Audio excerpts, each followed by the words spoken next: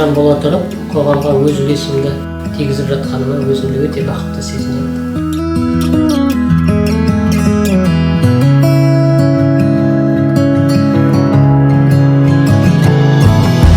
Біздің осы қоғамның ашылғанына биыл амандық болса 4-ші жылға кетіп барады. 2016 жылы 7 шілде күні официально құрылып, өз жұмысымызға кірісіп жатырмыз. Біз енді аудан көлемінде осы жасап жатқанымызға биыл 4-ші жыл. Енді осы қоғамды құру мақсатына келетін болсақ, неге осы именно қоғам құрып неге ниеттік деп.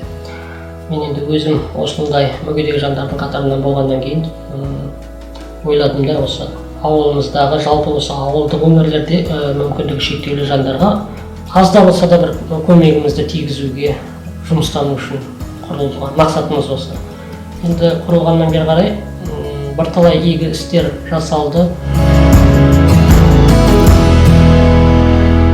Такси қазірге жасап жатқанымыз бұл Махамбет үшін жаңа проекті деп айтуға болады, себебі бұрын болмаған нәрсе.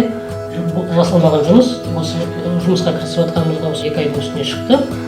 Такси бізге көлікті Инкоп компаниясы сыйға тартты, қаражатты жергілікті атқарушы биліктен акиматтан бөлініп, сол бойынша қаржыландырып жатыр.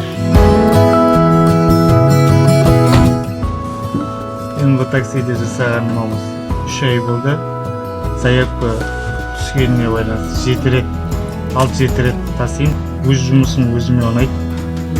Қазіргі кезде өзіміздің тасып жүрген 15 шақты мүмкіндігі шектеулі жанымыз бар. Ауылдардан соларды ғана әлеуметтік нысандарға алып келеміз. Бұрынғыдай емес, адамдар қазір осы ерекше жандар, мүмкіндігі шектеулі жандар дейміз ғой, өздерінің ойларын, өздеріне келген идеяларын келіп айтып жатады да, сосын жасаған.